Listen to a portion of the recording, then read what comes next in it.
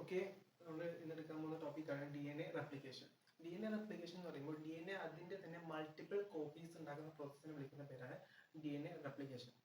Okay, central dogma of molecular ബയോളജിയിലെ ഏറ്റവും ആദ്യത്തെ ഒരു സ്റ്റെപ്പാണ് ഈ ഒരു റെപ്ലിക്കേഷൻ. റെപ്ലിക്കേഷൻ കഴിഞ്ഞിട്ടാണ് ബാക്കിയുള്ള സ്റ്റെപ്പുകളൊക്കെ വരുന്നത്. ട്രാൻസ്ക്രിപ്ഷനും ട്രാൻസ്ലേഷനും പ്രോട്ടീൻ സിന്തസിസും ഒക്കെ വരുന്നത്. അപ്പം റെപ്ലിക്കേഷൻ എന്ന് പറയുമ്പോൾ ഒരു പാരന്റൽ DNA നിന്ന് രണ്ട് ഡോട്ടർ DNA ഉണ്ടാവാം. ഓക്കെ, ഈ ഒരു പ്രോസസ്സിനെ വിളിക്കുന്ന പേരാണ് റെപ്ലിക്കേഷൻ. നമുക്കറിയാം, നമുക്ക് സെൽ ഡിവിഷൻ നടക്കുന്നുണ്ട്. സെൽ ഡിവിഷനിൽ സെൽ സൈക്കിൾ ഉണ്ട്. സെൽ സൈക്കിളിൽ S ഫേസ് ഉണ്ട്, G1 ഉണ്ട്, G2 ഉണ്ട്, G0 ഫേസ് ഉണ്ട്. അതിൽ തന്നെ S phase, that is synthesis ഫേസിലാണ് DNAക്ക് റെപ്ലിക്കേഷൻ നടക്കുക. DNA അതിന്റെ മൾട്ടിപ്പിൾ കോപ്പീസ് ഉണ്ടാക്കുക. DNA റെപ്ലിക്കേഷന്റെ ഏറ്റവും ഇമ്പോർട്ടൻ്റ് ആയിട്ടുള്ള പോയിന്റ് എന്ന് പറയുന്നത് DNA റെപ്ലിക്കേഷൻ എന്ന് പറയുന്ന process semi conservative DNA replication ആണ്. അതായത് DNA റെപ്ലിക്കേഷന്റെ സമയത്ത് രണ്ട് പാരലൽ സ്ട്രാൻഡ് സെപ്പറേറ്റ് ആവുകയും ആ രണ്ട് പാരലൽ സ്ട്രാൻഡും ടെംപ്ലേറ്റ് ആയിട്ട് ആക്ടിവേയും ചെയ്യും. ഓക്കെ, ആ രണ്ട് ഫോർ എക്സാമ്പിൾ നമുക്കറിയാം, ഈ ഒരു DNA സ്ട്രാൻഡ് എടുക്കാം. ഈ ഒരു DNA സ്ട്രാൻഡിൽ ഒരു സ്ട്രാൻഡ് 5'3' ഡയറക്ഷൻ ആണെങ്കിൽ മറ്റേ സ്ട്രാൻഡിൽ അതിന്റെ ഓപ്പോസിറ്റ് പോളാരിറ്റി കാരണം ദാറ്റ് ഈസ് 3'5' ഡയറക്ഷൻ ആണ്.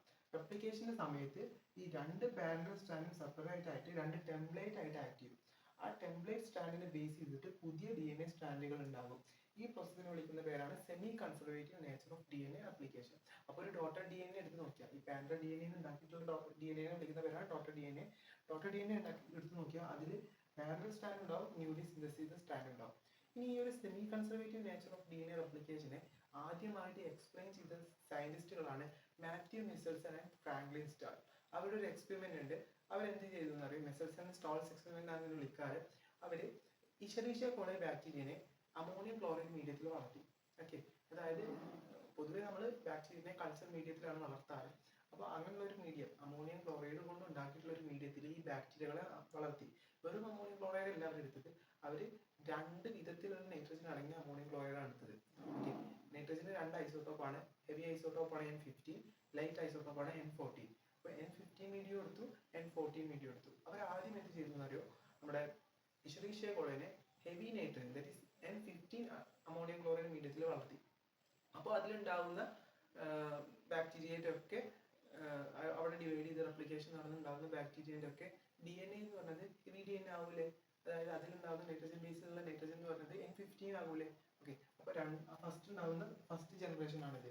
ഓക്കെ, അതായത് N15 മീഡിയത്തിൽ വളർത്തിയിട്ടുള്ള ഹെവി DNA N15 രണ്ട് സ്റ്റാൻഡും N15 ആയിക്കാരം. അപ്പോൾ അവരങ്ങനെ വളർത്തി. ദാറ്റ് ഈസ് ആദ്യം എന്ത് ചെയ്തു, ഇഷറീഷ്യ കോളൈ ബാക്ടീരിയനെ എടുത്തു, അതിനെ N15 അമോണിയം ക്ലോറൈഡ് മീഡിയത്തിൽ വളർത്തി.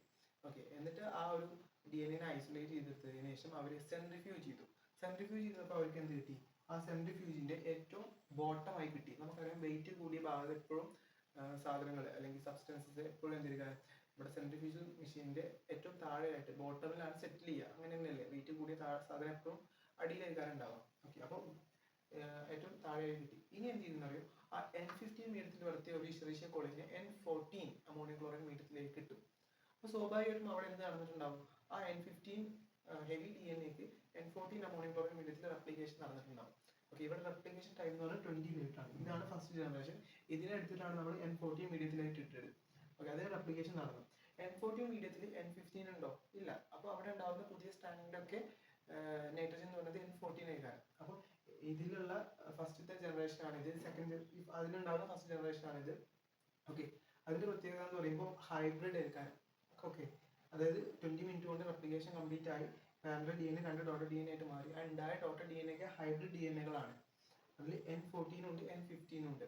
അങ്ങനെയുള്ള സ്റ്റാൻഡുകൾ വിളിക്കുന്ന പേരാണ് നമ്മൾ ഹൈബ്രിഡ് DNA. ഈ ഹൈബ്രിഡ് DNAനെ ഐസൊലേറ്റ് ചെയ്ത് സെൻട്രിഫ്യൂജ് ചെയ്തപ്പോൾ നമുക്ക് ഏകദേശം സെൻട്രൽ ആയിട്ടാണ് കിട്ടിയത്. ഓക്കെ, എന്നിട്ട് അതിന് വീണ്ടും നമ്മൾ റെപ്ലിക്കേഷൻ ചെയ്തു അടുത്ത 20 മിനിറ്റ്. ഓക്കെ, ടോട്ടൽ 40 മിനിറ്റോടെ റെപ്ലിക്കേഷൻ നടക്കുന്നുണ്ട്. വീണ്ടും 20 മിനിറ്റ് ആയപ്പോൾ ഈ ഒരു രണ്ട് DNA റെപ്ലിക്കേഷൻ നടന്നിട്ട് 4 DNAകൾ ഉണ്ടായി. ആ 4 DNAയിൽ 2 ഹൈബ്രിഡും 2 ലൈറ്റും ആയിരുന്നു. അപ്പോൾ അതിന് നമ്മൾ എന്ത് ചെയ്തു, സെൻട്രിഫിക്കേഷൻ നടത്തിയിട്ട് നമുക്ക് ബാൻസുകൾ കിട്ടിയത് ലൈറ്റ് DNA നമുക്ക് ഏറ്റവും മുകളിലായിട്ടും കിട്ടി, ഹെവി ഹൈബ്രിഡ് DNA നമുക്ക് സെൻട്രലായിട്ടും കിട്ടി. അപ്പോൾ ഈ ഒരു എക്സ്പെരിമെന്റ് വഴിയാണ് നമുക്ക് semi conservative method of DNA replication നമുക്ക് മനസ്സിലായത്.